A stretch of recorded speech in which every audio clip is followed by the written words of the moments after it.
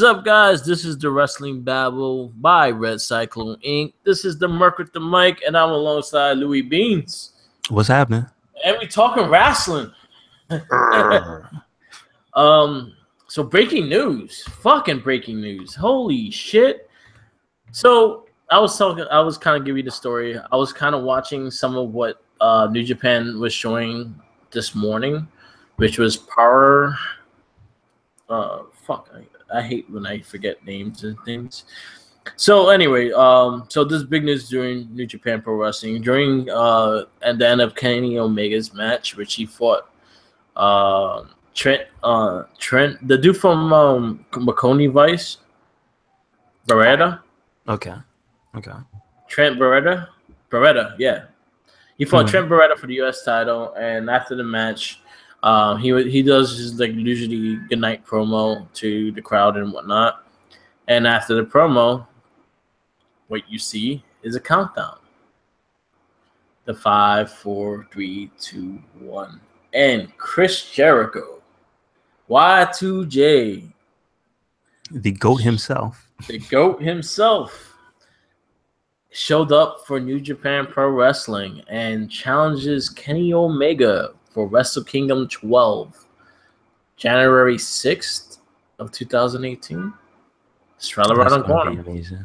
That's gonna be one for history books. Holy shit! Holy shit! So there's a lot of big shit. I've been discussing this with Minion with Opinion. Shout outs to him.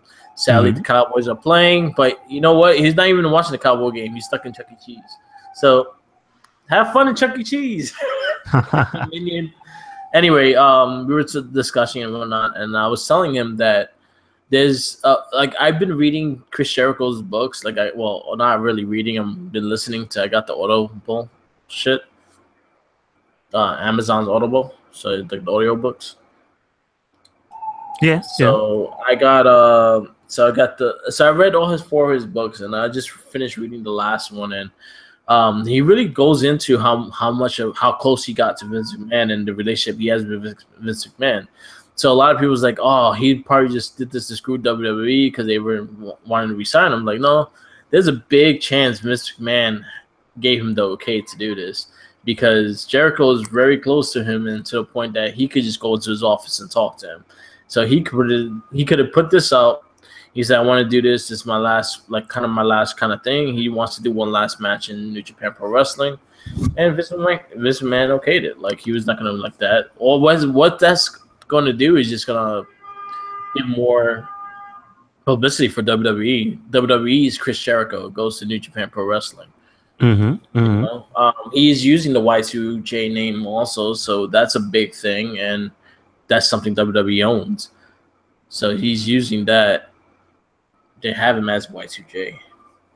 The cool thing about it is, I think what he's doing is showing these people who are upset probably the right way to handle things. Yeah. Is probably some of the guys probably do need to grow a pair and probably need to speak to Vince and be like, you know what, I got something that's best for business. But Jericho's he's on a different level where he can say something and you can you can believe him. Yeah. So I've been going through his books a lot, and I got a newfound respect for him and how he developed himself and shit like that. And it actually made me go back to his fucking Shawn Michaels rivalry, because go back to things like that, because those are some of his best moments. And he's like, everyone loves me like that, but he said most of my career I was more successful as a heel than a face. He said the 6th time I was world champion, I was a heel. He was not a face. He never won it as a baby face. Gotcha. But it's crazy to just see him and Kenny Omega kind of trolling each other on Twitter.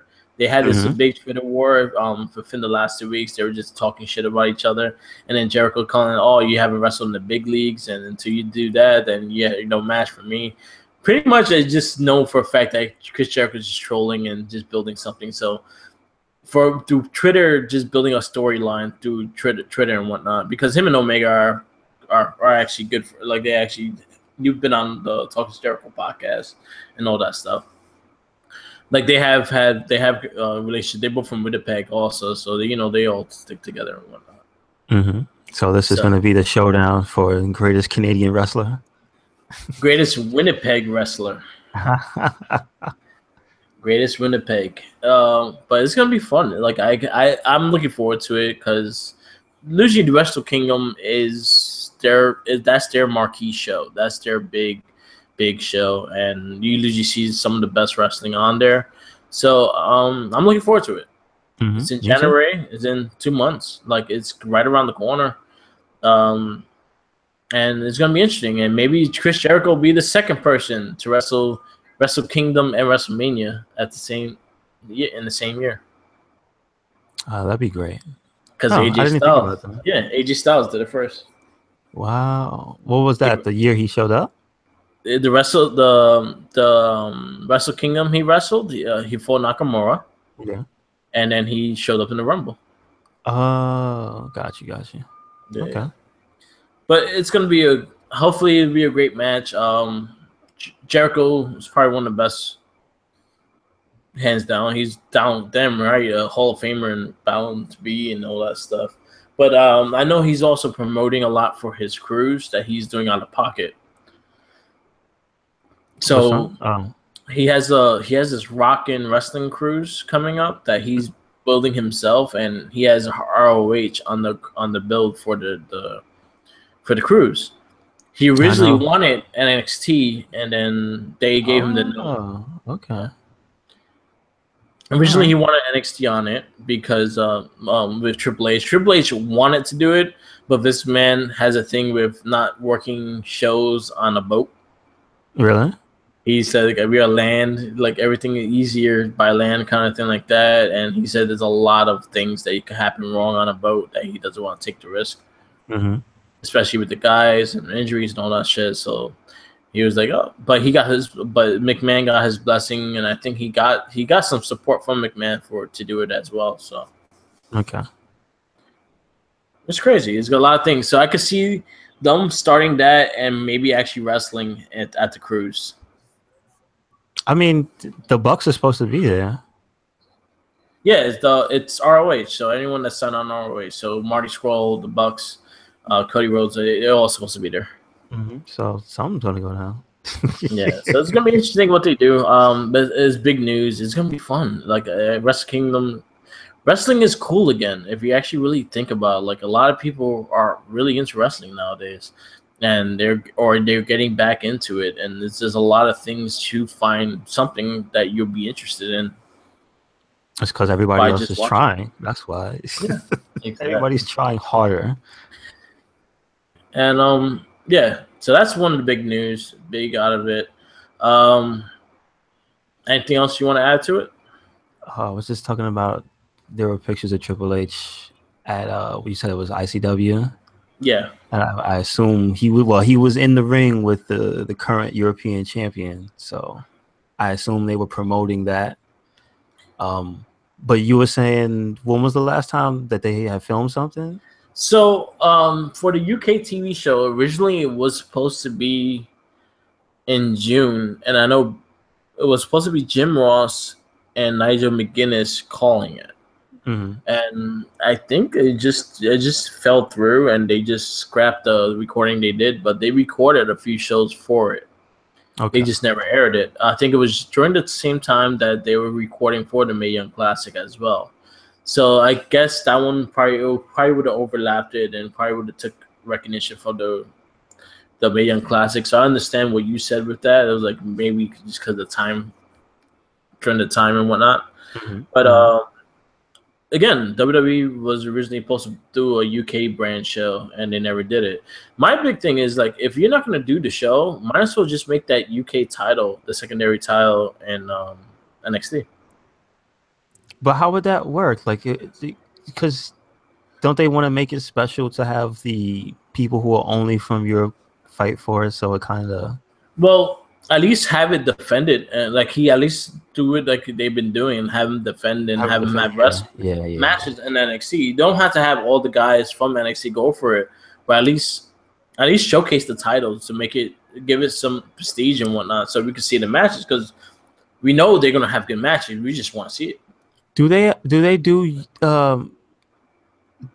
well, actually, I'm asking the question. I watch NXT enough. They actually do have some of the guys wrestle on there anyway, so it's not a problem. Exactly. You know? So it's not a problem. Exactly. So it's something that they could have easily done, at least to show face of the champion here and there. You don't have to see him all the time, but once in a while, it's good to get a nice title match in there, just to show. Remember, there's a UK title still.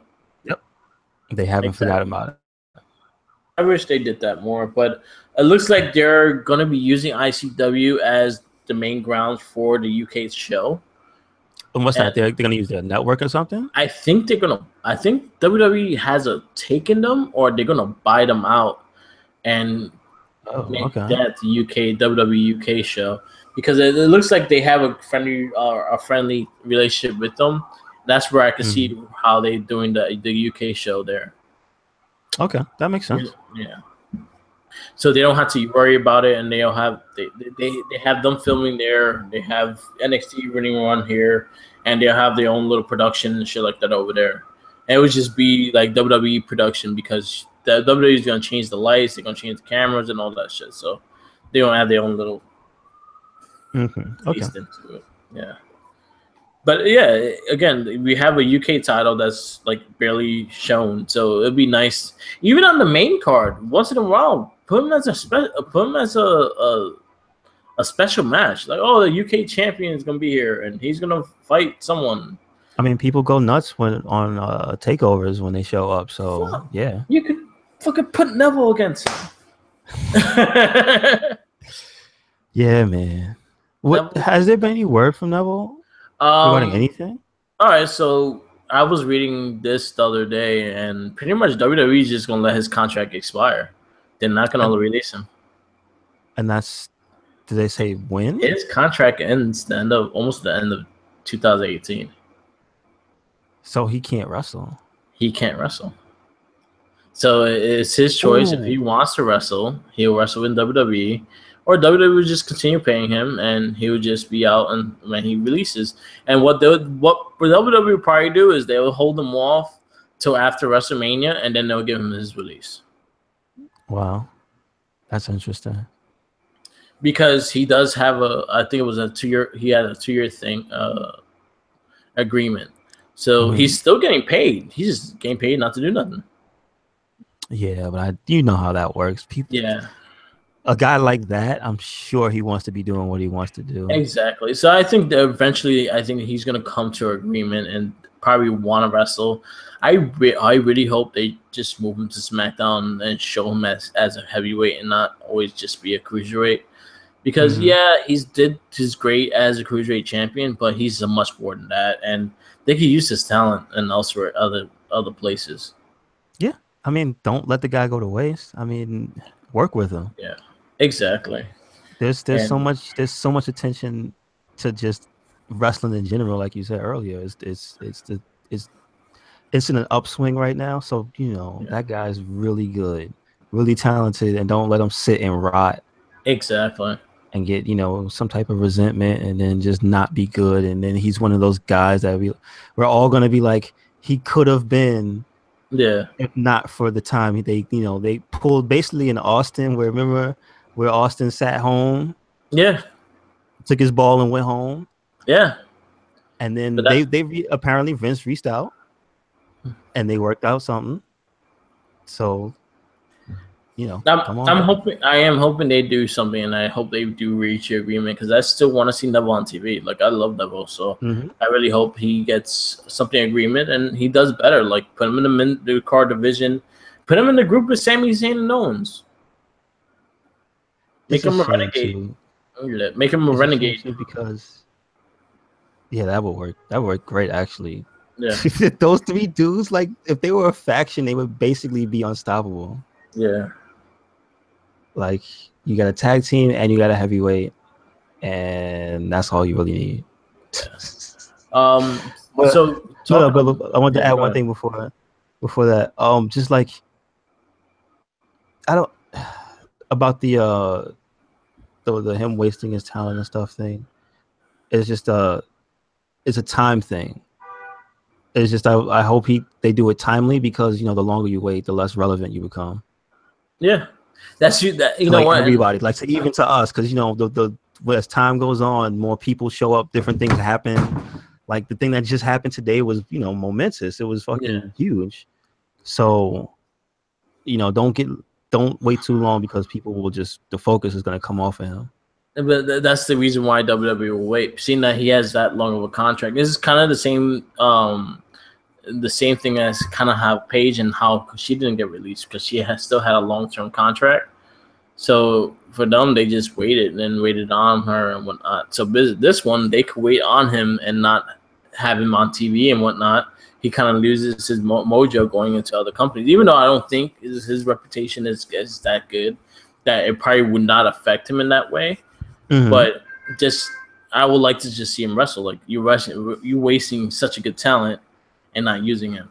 So I just wish they could just I wish they agree on something and like that. But right now, like again, they pretty much gonna wait till his contract kind of is almost up, because he still had like almost a full year on his contract.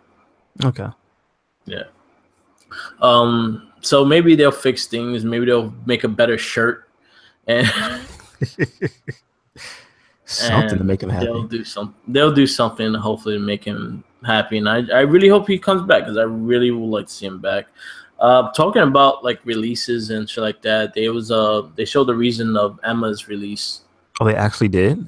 Yeah. Wow. So the what happened was that she had a lot of beef with writers, and she had understandably so. Yeah, but she did have she got to a point that she usually refused to do anything instead of trying to make something work and letting it fail. Yeah. Instead of it, if she would have took more initiative just to try it out and see where it went, I think McMahon would have had more respect for her. But it got to a point with the whole Melina and that big showing the vignettes and all that stuff. And then when she came back, she kind of wasn't that great on the mic, and the character got kind of dulled down.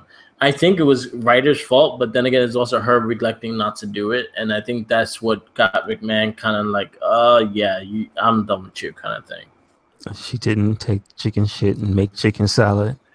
Yeah, basically. That, or at least try it. Like that was a big thing, is that at least if she would have went there and tried it, they tried it and it didn't work, then they would go again. But she got to a point that she started to refuse a lot of things then she'll question then. But then she'll put it in public. Yeah. Go ahead. No, I was gonna say then this is the thing that's gonna continue to happen with people that come up from NXT. Yeah. How do you make them establish themselves, and then you just want to right away everything? Like, regardless of how Vince views that, you have to understand the human mind is like, you can't just reprogram somebody. Yeah, there's a take into that. But there's also a take, like, all right, if you're this relentless on it, maybe like, especially if you're doing practically these things in house shows and whatnot, why don't you try it at least in a house show and see the reaction? If it doesn't work, then go back to it, and they'll work together. She just had like a straight out kind of refusal thing, which again, she had the right. So she has the right in her way to do it as well. Oh no, I'm not saying she's right or wrong in the situation. I'm just saying this is a thing that's going to happen more and more. Yeah, with these people that come up from NXT with an established reputation. Yeah, for not being a jobber, So, I mean, not all of them can really be Neville. Yeah, and take literal chicken shit and turn it where he was just a bland ass dude. And then turn it into a masterpiece of villainy. So you can't just keep breaking these people down and building them back up. Like, I'm afraid for Asuka. Yeah, I really am. Like, they're gonna waste out. Like, you know what? Thinking about it now, I think the reason that she had an undefeated streak was not just because of Triple H's faith in her. It was probably also because that's probably the best she's gonna get, because there's probably gonna be something story-wise that's just gonna waste and just have her floundering for a while.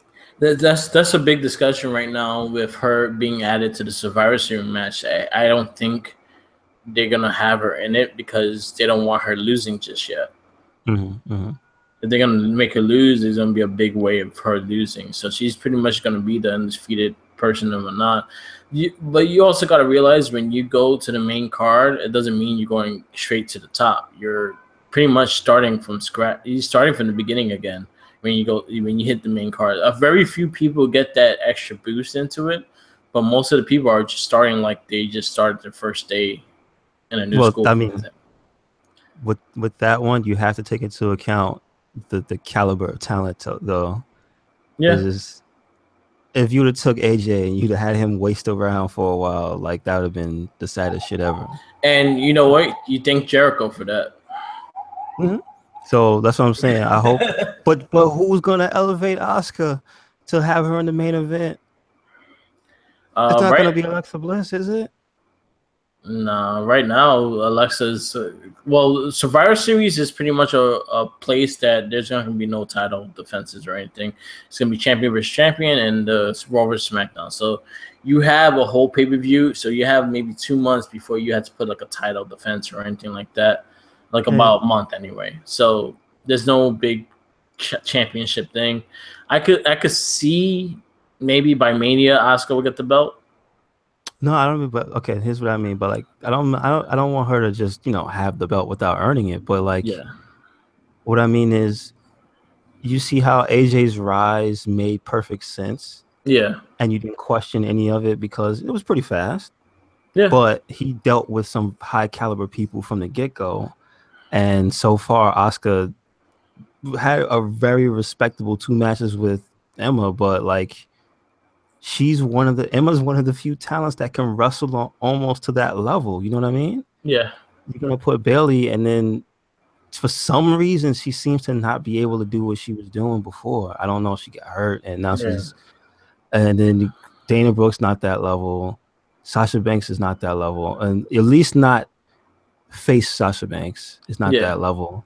Like the only person that level to elevate Asuka is the champ. And that's the unfortunate part. She's not going to have a person before she gets to the championship level to be ready. Mickey? I don't know. You could have worked Mickey with her too. You know what? I would like to say that's. You know what? If Mickey had won the belt and then lost it, I think that would have helped a lot.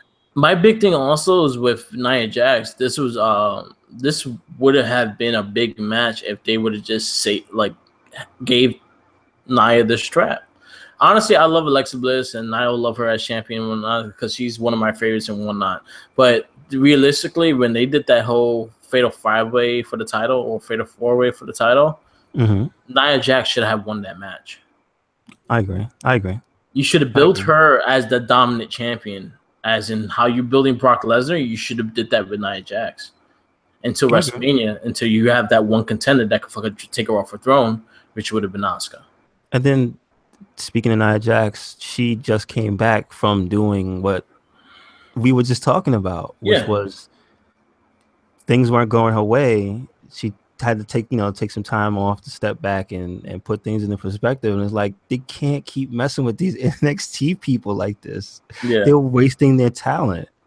They really are. You know what bothers me too is again with the whole thing with booking Braun Strowman. What the fuck Braun Strowman's doing now? Why doesn't he have he should have won the belt. And this is another thing that he should have won the universe. Even though if he would have held it for maybe a week, as long as he would have won it, it would have gave him that championship caliber. Like, he's a champion. You can't take that away from him. He was a champion already. But it gets to a point that when you do things like that, then this is my biggest thing, and this is the thing I had a topic for. What's the problem with winning that Raw? And why and how they could fix it, and how come SmackDown is just doing it so much better? Okay. SmackDown, and we talked about this many times too. SmackDown is kind of booked in a way at like NXT. NXT, you don't see the same stars every fucking week. You see a randomized roster, but like you'll see guys here and there, maybe 1 or 2 weeks straight, but you won't see them like all 4 weeks in a month. You'll see the tag like next week is going to be the tag championship, and the WWE title is going to be defended this week. Next week, you might not see the WWE champion at all. You'll see the US champion being defended, and you'll see Kevin Owens and things start, and Sami Zayn starting rivalries and shit like that. And then the following week, you see the women's being the main event attraction of the thing. Then you'll have the tag team, people fighting for the tag team contendership and things like that. They keep things rolling, but you don't see the same guys all the fucking time. You don't see Nakamura 3 weeks in a row. You'll see him once, and maybe you'll see him like 2 weeks later. You see, and that's something.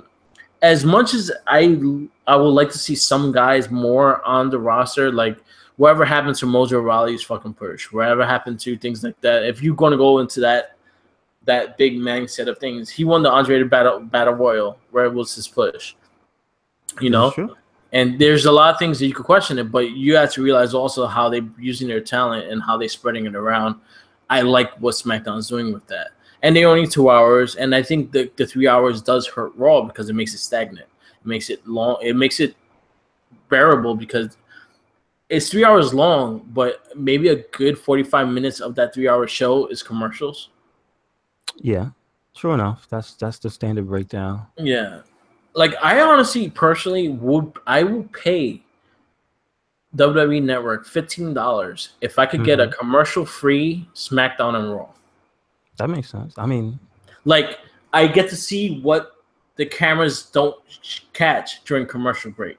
I see the show straight through. I would pay a premium just to see that. Because I feel SmackDown, what hurts SmackDown is the fucking commercial breaks during a fucking good match. I hate it. They do it all the time, and I hate it. The fucking AJ Styles and Ty Dillinger match was a good match if you had like Spectrum. Because if you go into Spectrum, when you go to commercial, they show SmackDown still on the TV, and it has the little cube and shit like that. So you still got to see the thing.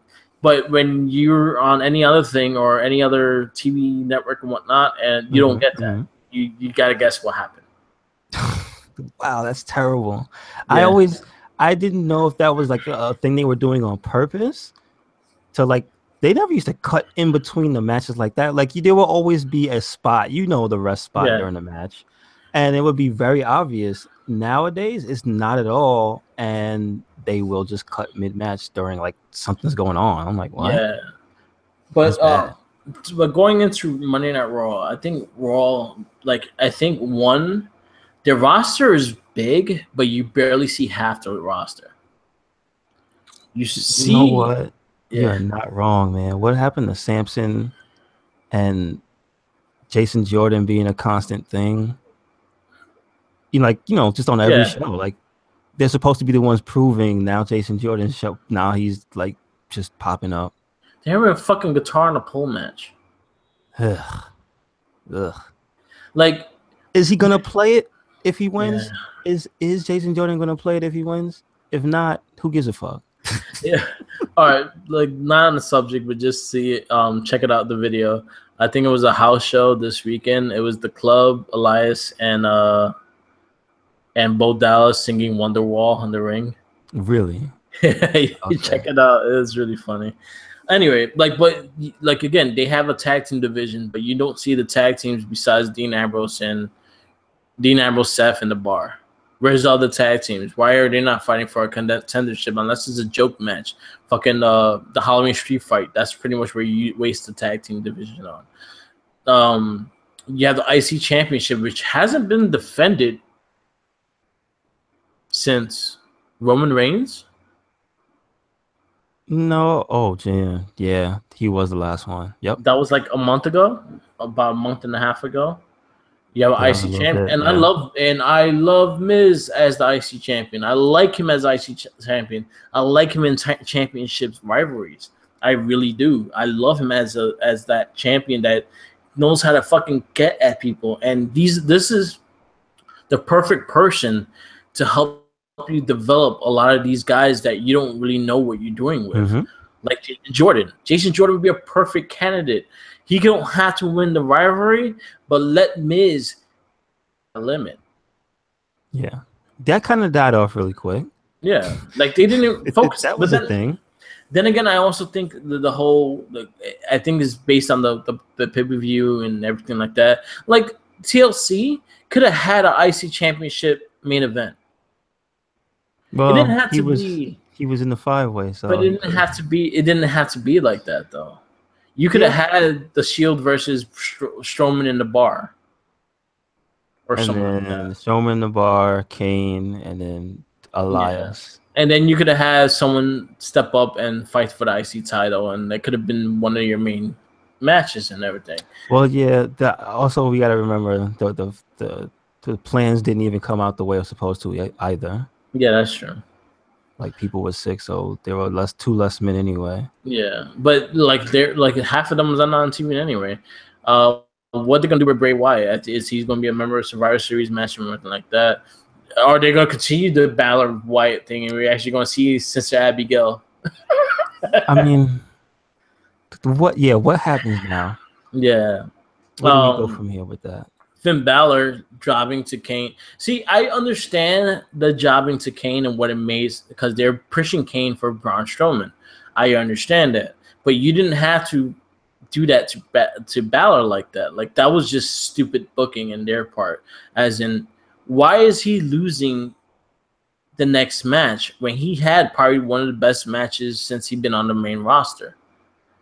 They don't seem to think about that make look strong thing anymore. If that's what I noticed, and it really hurts me putting my head around Raw. Like I am sometimes really dumbfounded watching Raw. Like I think the consistency of it has been really bad. Their division's been really bad, and there's so many people on that roster that you barely see. The women you see more than most of the guys on the roster. This is and then when they're not in a 6-woman tag match. Yeah, and then you have the cruiserweight division.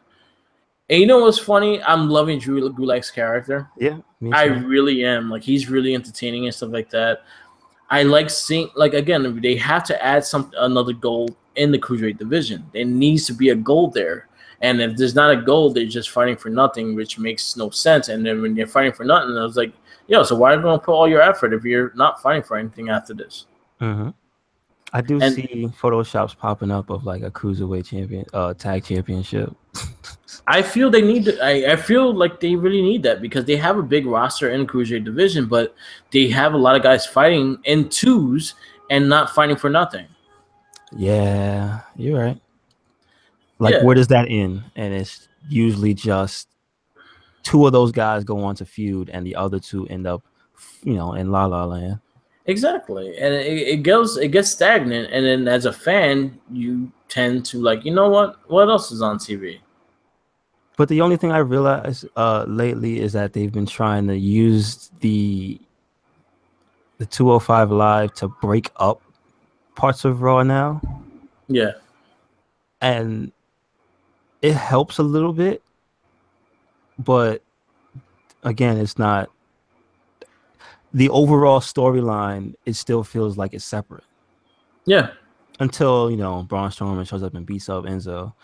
That's the only part that lets you remember, hey, this is a part of Raw.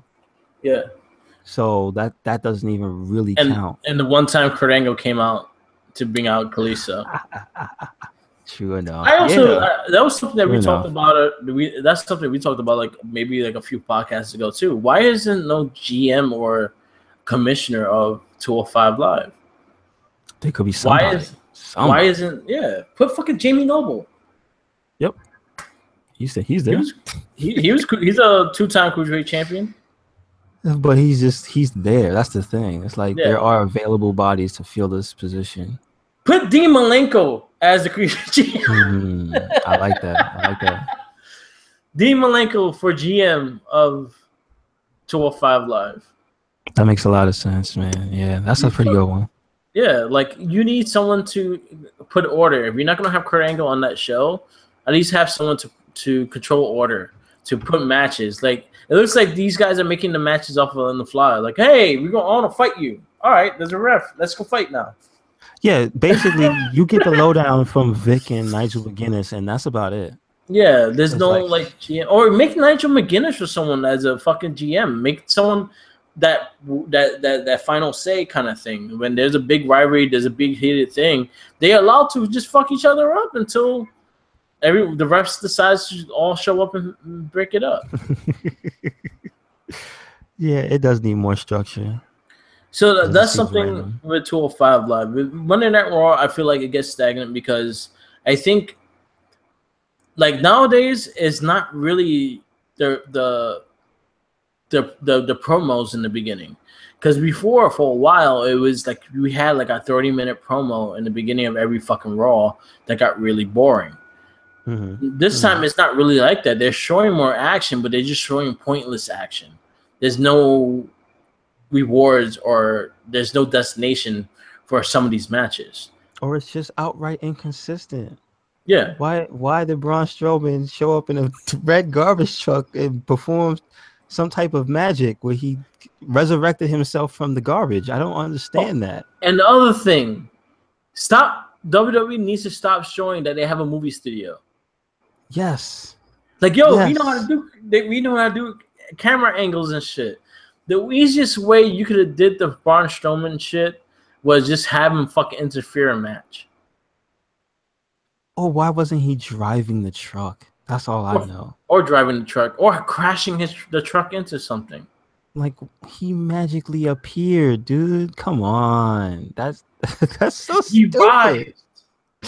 He rose from his grave, and it was a different truck. But he rose, and you saw him rose. It wasn't like a fucking blank space. You saw him just bending. And you know the other funny shit was? I love the gif that somebody made of them running and with the Braun Strowman running mad fast. Yeah. Like he really was running that fast. You know, he's someone that I won't want to be chased by. No, me neither. Nah. No. He reminds me. You play Gears of War? Yeah. You remember the females, the female locusts, or the really big buff ones that run at you? That's what he reminds me of every time he runs. I need to hear that sound effect. That like that's what it reminds me of. Braun Strowman is a female locust.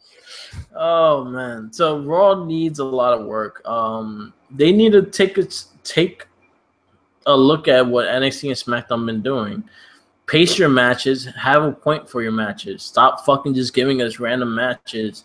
Have them have a point for it. You have a big roster. There's a lot of guys you could be putting on TV that you don't have to put all the fucking time. I don't need to see Balor versus Wyatt every fucking week. I don't need to see Seth Rollins versus Sheamus every week. I don't need to see Cesaro versus Ambrose every week. You understand? Like, there's things that you don't need to have. They could just have a promo against each other and then save the rest for the next week. They could also just use other people. And then use other people. Have competitive tag matches for the title. They don't have to win it, but have a competitive match.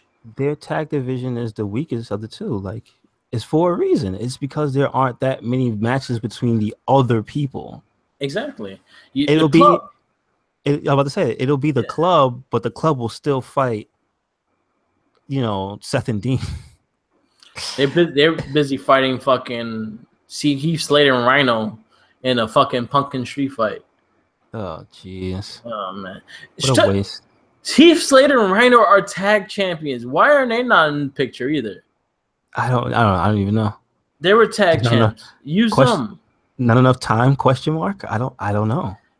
It's not enough time. There's fucking 3 hours. There's a lot of things you can be doing with those 3 hours. Besides telling me how much you donate to breast cancer and things like that. Like, honestly, we don't need 20-minute segments for Susan G. Komen. We do not need that. You have enough. You have about 20 minutes worth of commercials that tell me about these things. I don't need to know about these things all the fucking time. And I understand that it's a good cause and everything like that. Like the Connor's cure, I think it's sweet and everything like that, and it means a lot. I understand that. But you'll need to have 30 minutes in the program for it. No, not at all. But you have commercials every fucking segment for it. My eggs tell me about breast cancer. What's up with that? Your eggs? Yeah. They got the little pink ribbons on them, and for the Sujin Chikoman thing. I know. They take over our food and everything. My rice and beans got fucking pink stripes in it. Bullshit. They put a pink stripe on every grain of rice, man. That's crazy. Yeah. And there's a big thing with the whole warrior thing of him being like a spokes, using his name as a spokesman. He was a bigot. He was a very anti-gay. Yeah, I did see that. And then he cursed out Bobby Heenan because he like wished cancer on Bobby Heenan and all that shit. Oh, jeez. Yeah. It's a lot of fucking shit that you really look at it and you actually look at the stories and whatnot. I was like, why are you using war? Like, I understand the warrior way and whatnot, but you're using his likeness for it, and you're not gonna think that people are gonna research who Ultimate Warrior was, even if they don't know who he is. Google's a bitch. Watch those videos of just him, the warrior, speaking. Yeah. What an angry dude. He was an asshole for a while, and then like I guess his kids slapped him up because I think maybe he knew he was dying. Like they said, that there was reports, like widely spread reports about he was like really nice, like the last day when he was there, when he was getting his award thing. Like he was nice to everybody. Yeah. But before that, he had done an interview for the games. You remember the games when he was on the cover? Yeah. I forgot which 2K that was. But just like every game journalist interview I've read about, like not interview from him, but like their excerpts afterwards from having to interview him was just, he was the worst. Yeah. And just like literally just a piece of garbage. And he was standing there looking at the sign like, it doesn't look like me. Like he was just really fucking really crazy and narcissistic. Yeah. And it's crazy. What makes me sad is the fact that Macho Man was so happy to do it, and how he acted was just a dick. I saw something today about that. For WWE All-Star Wrestling, Macho Man was this. Oh man, that's like the best like commercial for any wrestling thing ever so far. Like Macho Man, Santa Macho, Santa Macho, man. And it's a lot of, it's just, it gets really bad because I do watch it. I do watch Raw religiously. I watch it every Monday. I even got my girlfriend really into wrestling. But the funny thing is, she enjoys SmackDown more than she enjoys Raw because she likes more the guys on SmackDown than she likes on Raw. Yeah. A lot of the talent is just more. You know what? The biggest loss to Raw was Kevin Owens. Yeah. I mean, and Chris Jericho. But like Kevin Owens, losing that really good mouthpiece to also be there. Yeah. But at the top level, like that's who he was. He was the Universal Champion. He was the guy. Yeah. And now the guy's not there. I feel like that what hurt SmackDown was losing Miz. I think Miz was such a key opponent of SmackDown that I thought it was a loss. And honestly, I feel like Ambrose being lost from SmackDown also was kind of hurt. I really liked Ambrose on SmackDown. I could take the loss because we got AJ and Kevin Owens. Well, AJ was there already. But Kevin Owens, AJ was there. Right? But I really liked, like, the funny thing is everyone talked shit about it, but I really liked Ambrose's title run. I thought he was a great champion. He didn't rub me the wrong way. So no, I thought he was a very fighting champion. He defended his title all the time. He always wanted to fight. He had some great promos against The Miz versus Ziggler versus AJ. Like he did what he needed to do on SmackDown, and I thought he was great at it. And I credit where credit's due. I did see the thing where there was something about the way he moved that was a little different than the way he does now. He's found that thing that they were saying, that fire that he needed. Because it was only in the way he wrestled. Yeah, that he didn't look as good as he does now. Yeah, and I could see the transformation. Maybe being champ was that thing for him. Maybe he's not good at being world champ, but he needed to be champ to find it. Whatever it was, he needed himself to like turn into this better Dean. Because I think he's better now. Yeah, I honestly do. What's funny is that there was no time. Like there was no time that Dean Ambrose didn't have a belt this year. Yeah, but I mean, he's a workhorse, isn't he? Yeah, like he always had a belt. Like he always Isn't he found like himself not on the belt. like often? He's like one of those guys that's not injured often, right? Yeah, he's one of those guys like AJ. Like they'll call, oh, we need someone on Raw, like the main event, and like this guy ain't making it. He'll be the first one there. Yeah. And that's something that they learning off of AJ too. Like AJ is that the company guy. Like I see AJ being in the steps of John Cena right now. Like they see him as the company guy. They see him as a guy that really like, all right, 18-hour flight. All right, I'll do it. He likes to be counted on, and I think McMahon really sees it. And honestly, it was funny. Shit is, like I said, I've been reading Chris Jericho's book. Jericho was a big reason for the look at AJ Styles, like with the whole Y2J, AJ, and all that shit. Okay. Because Y2J, he was talking that at this time when I returned, they had me as a babyface, but I don't want to be a babyface. So I've been doing things to kind of annoy the fans, so they think I lost it. So they think that my catchphrases are boring and shit like that. So he said I started using the same old catchphrases. I started doing things purposely to get you to think that I wasn't all there anymore. So basically, it'll be easier for you to vet me as a heel than a babyface. So it'll put AJ over and let me be a heel again. Yeah, the smart transition. Yeah.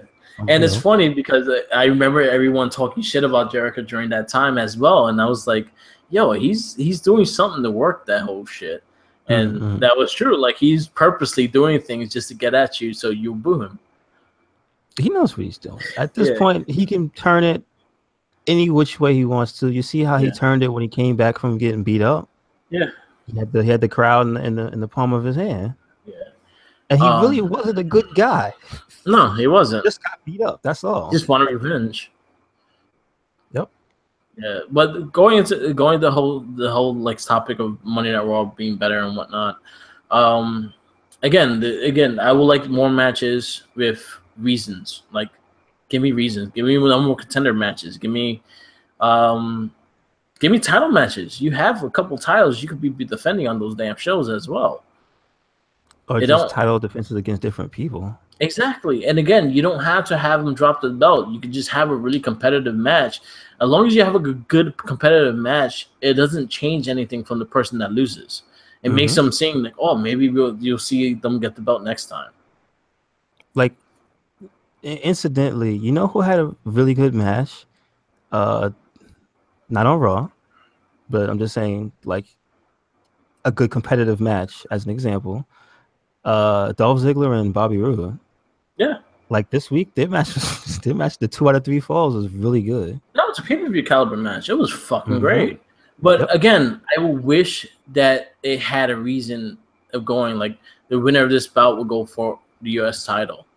Well, you see, they got Bobby, I guess, apparently for his efforts, he got put on the team. Oh, yeah. Okay, it was for something. It was for the Team SmackDown team. So it was for something. But like it had decent enough story implications. Like, it wasn't like for nothing. Like, these two guys had a little beef, and this was to squash it. So it made sense. And I do like the fact that Ziggler brought up we fought together the first time, but doesn't mean I like you. Like, he actually brought that up, so it kept everything going. Like, I understand that, and I see that. Talking about like all the bad thing with Raw, SmackDown was fucking incredible. I can't. It makes you fucking want to see a Sin Cara match. Yes, fired up Sin Cara is the best Sin Cara.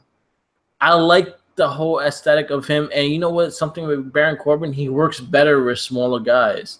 He works extremely good with small people. Like, he knows how to work with them. He knows how to move them, and actually make a competitive match with it. So I'm kind of looking forward to it. And he also knows how to make it look like his hits really hurt. Yeah. On a smaller guy. Yeah. Like, his forearms and his knees look like they do extra damage. And he gets that extra, the extra spin with that fucking side slam he does. And then the End of Days, I'm happy to see the End of Days on TV again, because that's probably one of my favorite finishers. And original too. And I like him as U.S. champ. I like him. I like that he puts the belt in people's faces.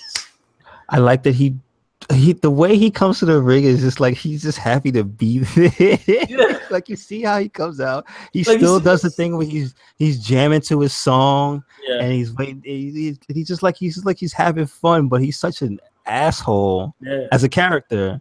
I love it. It works. You know, it works perfectly. Yeah. But I think this is found his niche. I think this is the perfect transition for him. Like I felt like he needed to get the. I think he like I even said this before when he won the Money in the Bank. I wanted him to win a mid-card title before he going for the world title. I wanted him to get the Slavish being the man with a belt. Like you have to, and I think he's not in the doghouse anymore, but he's helping build other baby faces to go against him. Like, you could get good build with Sin Cara. You'll lose a couple matches, title matches, and then when the big title comes out, you win the match, and that was a good rivalry. Then you go into the next person. But I like the fact that they actually pushing Sin Cara also because he's been there for fucking like 10 years. Is it the same guy? No, this is Hunsinko. He was the evil Sin Cara. He was also he was his own character for a bit. He was like a little hood rat looking character. But the original that guy had no mask? Yeah, he had no mask. Oh really? Oh wow. Yeah, he wrestled without a mask before. Look up Hunsinko. He was actually in a WWE game. Oh wow. How far do you remember how far back? 2K13. Okay. Yeah. Yes. I do remember the Dark Sin Cara, Evil Sin Cara, whatever. I think the one with Punk on the cover. Gotcha. Okay. Because because he used to come in with a bike. He had like one of those big ass like handlebar bikes. Like a lowrider bike? Yeah. Oh come on! You'll tell me he was a cholo.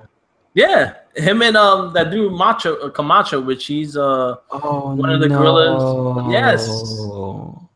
Oh no. All right. I mean, maybe there's something I have to look up now. Thank you. Yeah. Yeah. He did some shit on NXT, so I'll send you some stuff.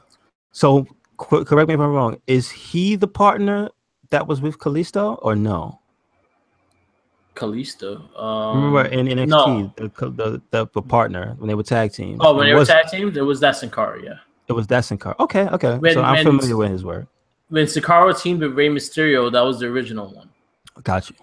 Understood. And Okay. No, you could tell now because the tattoo and shit. For the tattoo, yes. Yeah, and he's slightly bigger. Oh, this one is like okay. Yeah, he's slightly bigger. Which one is the sloppy one? Was the original one. He was he was the botch.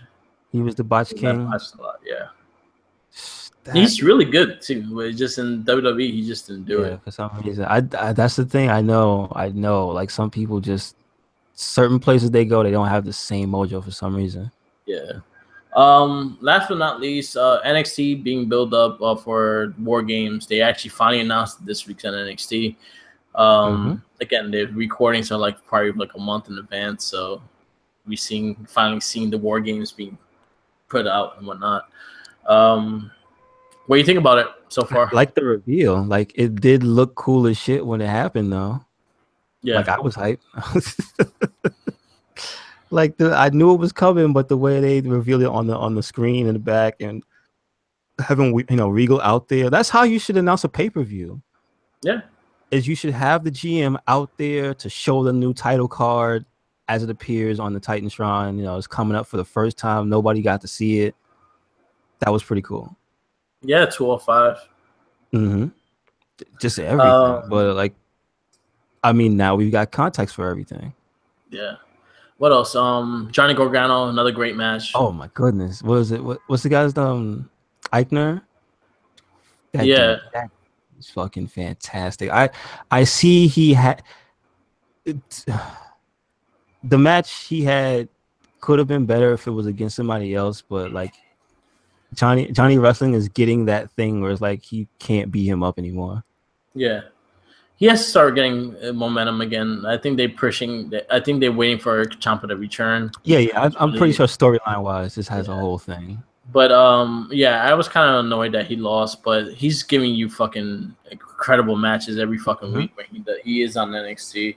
Yep. I'm loving Cien Almas, man. that guy is so good. I'm digging I'm digging it, and I think the Alexa Vega is helping a lot.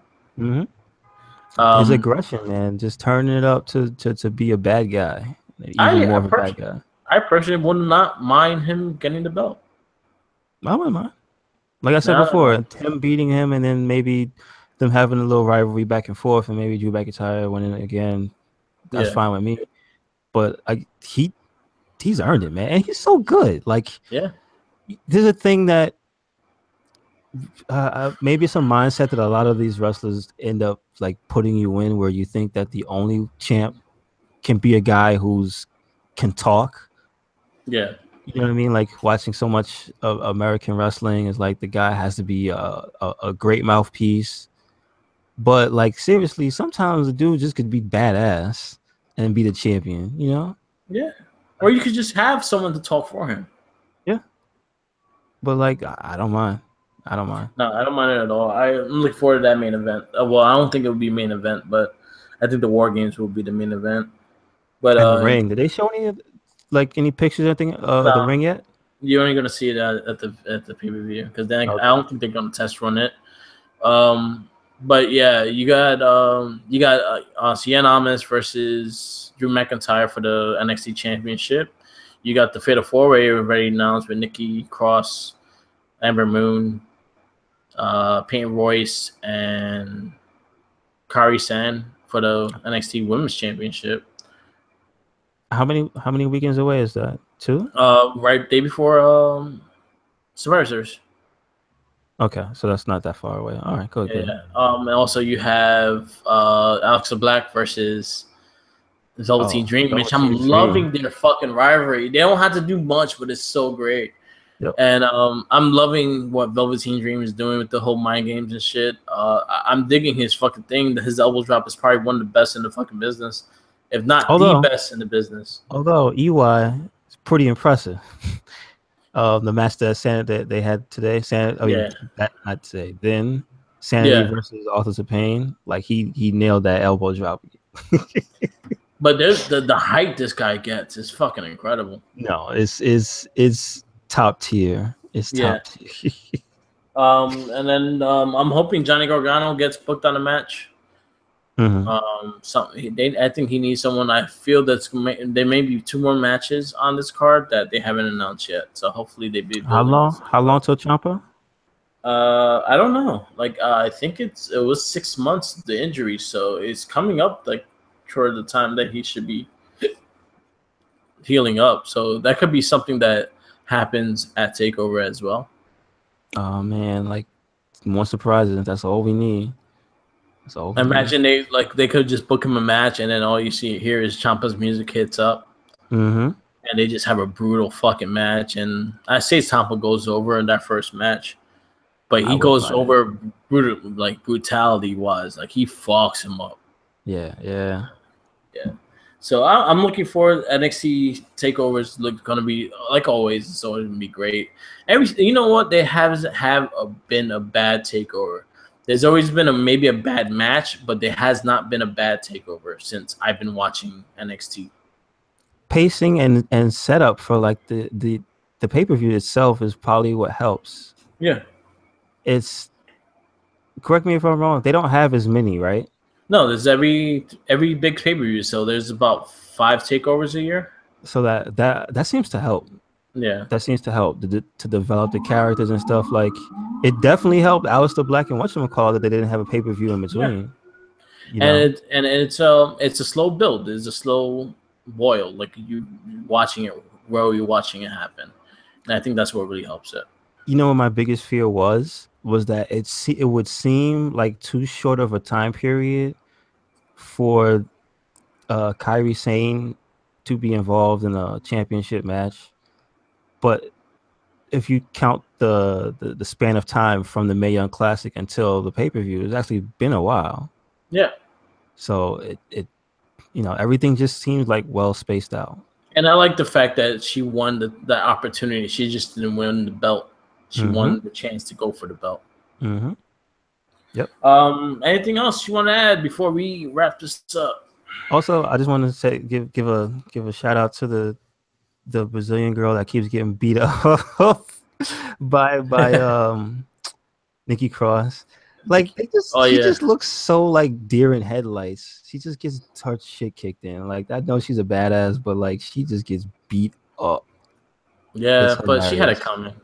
Yeah, she cost it the first time. enough. Also, Nikki Cross's version of the Sanity song, I don't like it. No, the yelling. Like no, it's the music. Yeah, I don't like the music. They changed it too much. I'm like, they tried to make it softer with those drums. I'm like, ew, get out of here, man. The whole reason, half the reason that Sanity's so cool is when that guitar riff hits. Yeah, that shit is fucking nasty, man. Like, it's fucking, it's a specific sound.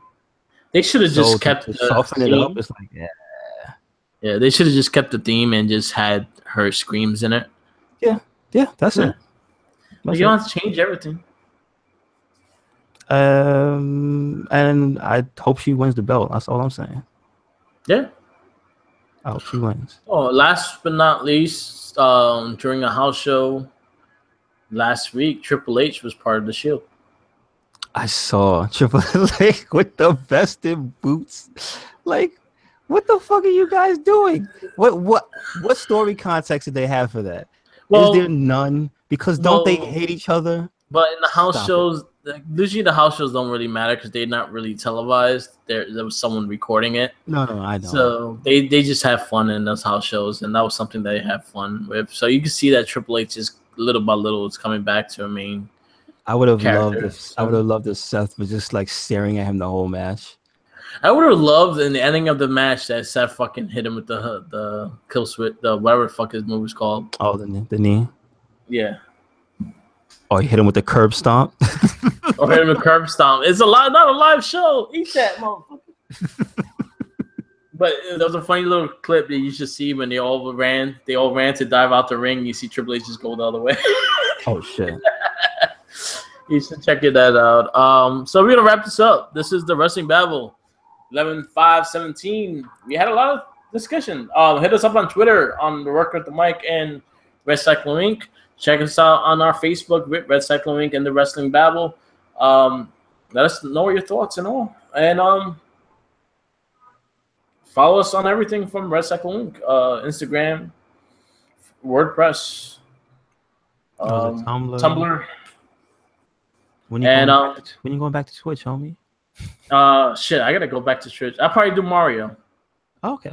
Cool. I'll probably do Mario. I'll probably do it sometime this week because I gotta get a longer wire for my Incognito. Okay. I need a longer wire because my computer. I don't have a desk for my computer, which I might just do it the way I have it set up today. So we'll see what happens. I'll probably start it next week though. All right, cool. But yeah, Merc with the Mic on Twitch, and then you can also check me out on Merc with the Mic on Instagram, where we post the links for all our podcasts and all, and soon to be on Apple, on iTunes. I'm working on that. Nice. So, all right, peace out, laters. Peace.